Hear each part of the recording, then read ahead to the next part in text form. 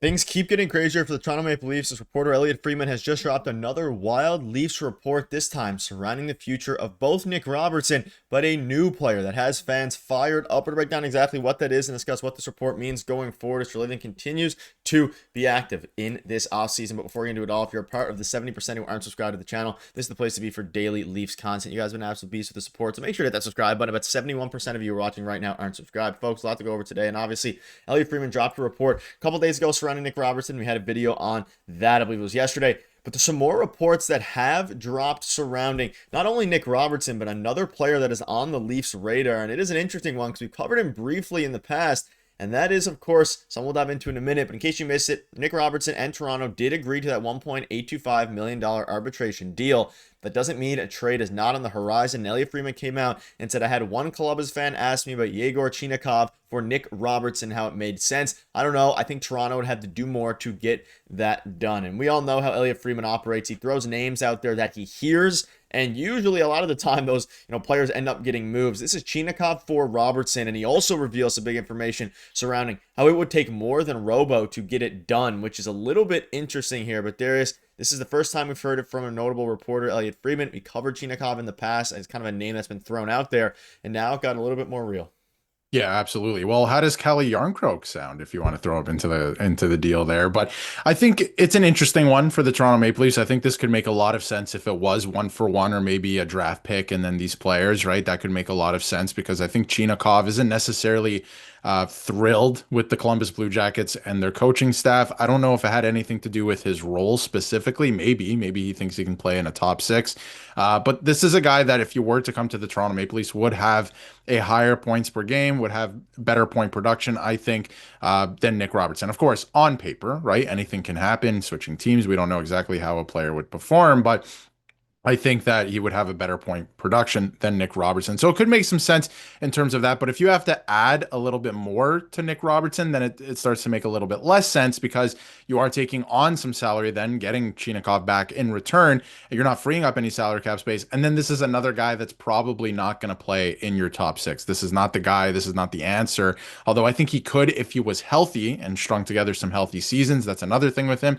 He was dealing with some back problems last year. Obviously, you don't never want to hear about an injury, right? But if it's a back injury, it's that much worse. So that is definitely something to keep in mind. But again, if it was a one for one or something like that, this I think could make a lot of sense for the Maple Leafs. But at this point, if you're adding a little bit to it, and again, Friedman's just kind of spitballing. He is just, kind of throwing things out there right now. But again, there is a world where it makes sense, but I think for the Toronto Maple Leafs right now, number one priority is shedding salary cap space. It's through probably Calle Yarncroke and David Camp. And if you can't get one of those done, then maybe it is you move off Nick Robertson. But if you need Nick Robertson plus to get this done, I don't know if I'm in love with that. Yeah, we've heard, this is more spitballing, but we did hear a pretty firm report from, from the other day. Yesterday, we covered it about how they are still open to making moves, of course, and we know that they are willing to make a trade, and that's what makes this more interesting because usually his, report's pretty interesting. But on Chinakhov's perspective, we did, in case you missed it, this was like last month. He said, I had some misunderstanding to the coach during the season. Now I would be glad to have a trade. I would like to move in a different location. Will I return to Russia? As long as I play in the NHL, I will keep developing here. So that's what we heard from Chinakhov himself. So that's kind of where the trade speculation went around. He asked for a trade, which is funny because so did Nick Robertson last offseason. He obviously didn't technically this offseason. We assume it goes through. And in order to do this, you see here, the Leafs need to move money and they want to acquire a proven top six. So they're unlikely to, consider Yegor Chinakhov. At the same time, Columbus could find more assets for him than just Nicholas Robertson. So that is, the flip side of this is, does it make sense for the Leafs? I actually like, if it was a one for one, I'd take a shot on that every single time. Even if you had to add a late draft pick or even something like that, I would definitely take a shot. If you're Columbus, could you get more assets for Chinakhov? He says maybe, but at the same time, like this was over or almost a month ago. So clearly the market out there isn't crazy for Chinakhov or else it would have already been traded. And I think that's where this report is coming from because this one was a couple days ago or yesterday maybe, from Elliot Friedman. And looking at his stats, 15 points in 30 games. Like you mentioned, dealing with the back injury at half point a game pace at this point.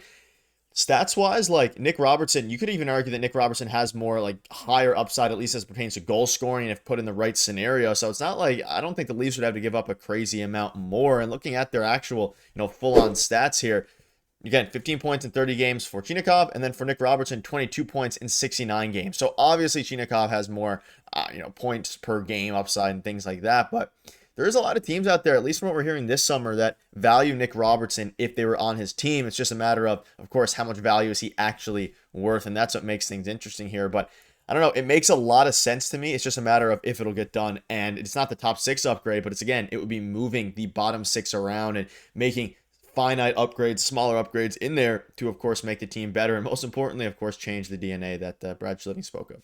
Yeah, again, if it was a 1-for-1 deal, I think I would do this. The advanced analytics look a lot better for Nick Robertson, but let's keep in mind he's playing on average almost 4 minutes of ice time less than Chinakhov, and Chinakhov, the injury problems, all of those things. But in terms of point production, obviously, Chinakhov's a little bit better. You saw that 30 game. He's half a point a game player. Nick Robertson is not that. And you can argue, different roles. Maybe Nick Robertson can play in the top 6. We've seen it. I don't know if it works in Toronto. I think it could work somewhere else. I think it could definitely work in Pittsburgh, probably Columbus as well. But we've seen it in Toronto. It doesn't necessarily work. And I think Nick Robertson, for what he is, if you want to hang on to him, that's also fine, right? That's totally fine. But you have to shed some cap. So this is the thing that we've been talking about, and you probably have to do it with some value at this point because it doesn't seem like there's any buyers for David Kampf, Calle Jarnkrok, and maybe a couple other guys on the team. But again, if it was a 1-for-1, would make a lot of sense for me. I would make this trade. If Columbus values Chinakhov a little bit higher than everyone realizes, which I think could be the case, and they want, Nick Robertson plus, doesn't really make sense because you shouldn't be going out of your way if you're the Toronto Maple Leafs. Like if you want to upgrade 1-for-1 at that position, that makes sense. But if you're adding something to get another guy that probably is just, can play on the second line, but probably going to play on the third line, doesn't make sense right now. You have a priority. We know what it is. It's a top 6 forward. You have to go out and get one, but you have to free up some salary cap space to do that. So it's an interesting one. I don't think it gets done. And the other thing from the Columbus Blue Jackets side of things, like you said, that was almost a month ago at this point that he did, request a trade. I guess it wasn't formally requesting a trade, but just saying, I want to play in the NHL, but not in Columbus because of the coaching staff. I think they're trying to smooth things over. How can we keep this player here? Because obviously, I don't know if they're having a tough time trading him, but I think they would like to hang on to this player. So there is that side of things as well. Yeah, it's going to be very interesting. Obviously, looking at the projected cap space, maybe a move for the top 6 will be more difficult because there's no buyers for Calle Jarnkrok and David Kampf. That's obviously an interesting possibility. And again, these lines are mock lines as of now. We don't obviously know and won't know till opening night and opening day what the actual lines will be. But they have a very solid top 6, but you would like to see one more player added. And the bottom 6 looks pretty good. If you can make upgrades, again, a 1-for-1, I'd do it in a heartbeat just because of the upside that not only Chinakhov has, because Nick Robertson has upside as well, but I just don't see Robertson playing a lot this year, especially given everything that's happened. But maybe that does happen, depending on who they trade. But it's going to be interesting to see specifically what happens with this lineup. Will it look the same as this? I don't think so. I think there's going to be one more move to come. It's just there's a few obstacles in the way. But let us know down below what your thoughts are on this. Thoughts on the Nick Robertson report. And a lot more videos coming because the Nick Robertson situation, even though he extended, is far from over.